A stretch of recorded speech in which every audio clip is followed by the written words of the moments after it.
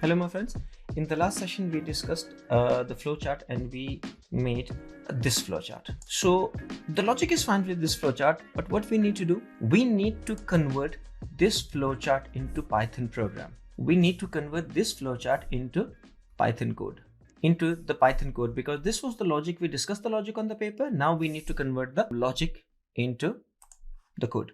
So my friends, let's start writing the code. So let's convert the first thing. So we will look at the first line. The first instruction is temp is equal to 50. So we can do that thing in Python like this. A variable temp is equal to 50.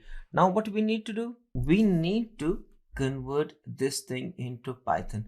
What this thing is, my friends, we discussed earlier that this is the condition. And this instruction is conditional processing. Conditional processing means this instruction will only execute whenever this condition is true, because here we have mentioned that if this condition is true, only then execute this line.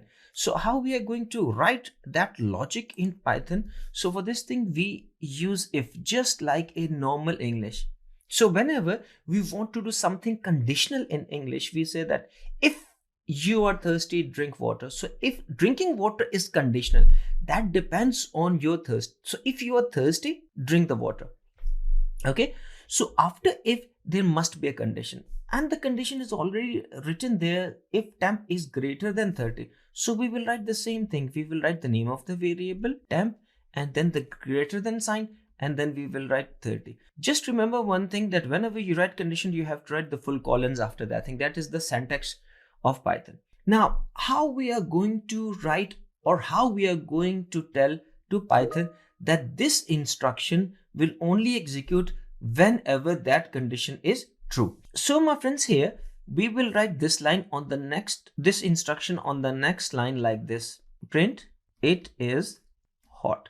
We will write this thing, but we have to be very careful with one other thing, that this instruction which depends on the condition. So this instruction, print it is hot, depends on this condition. This instruction will always execute whenever the condition is true. So you have to push it forward. You have to press indent, tab key here. You have to indent it.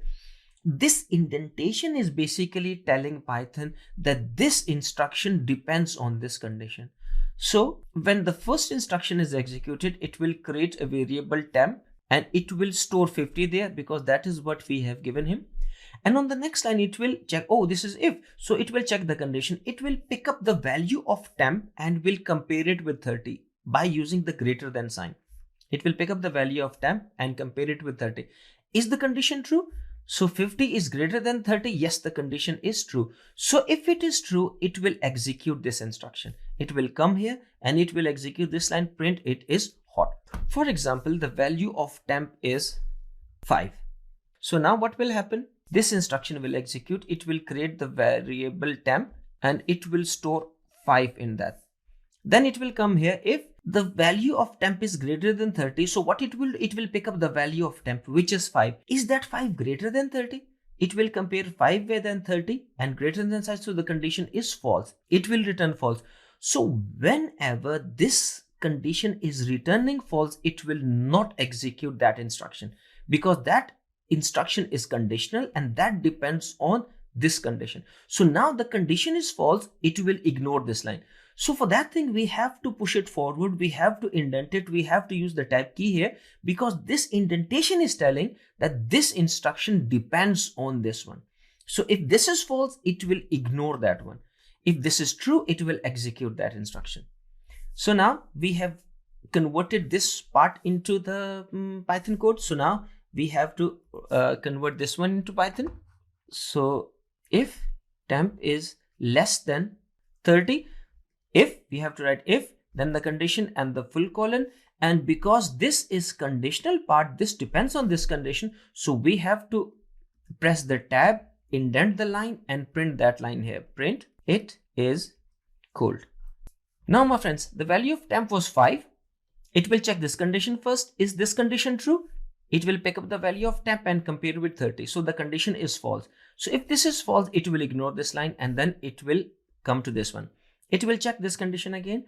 So it will pick up the value of temp is the value of temp less than 30? The value of temp is 5. So, and we are using the less than operator. So yes, this is true. It is less than 30. So this condition is true. So now this is true. It will execute this line. Why? Because by indentation, we told him that this instruction depends on this condition. So this is true. It will execute this line, and then see, it will print it is cold on the screen.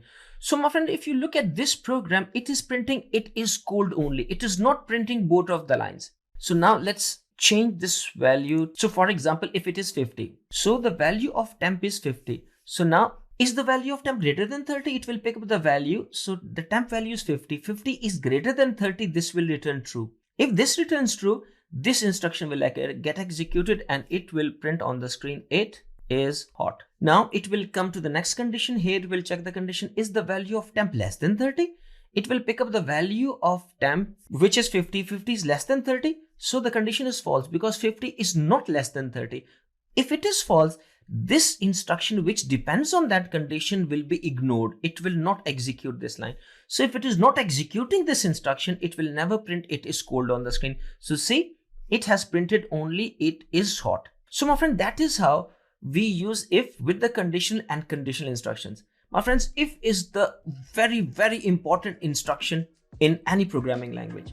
The conditional processing is extremely important. So we have to understand these things very clearly. Thank you very much, my friends.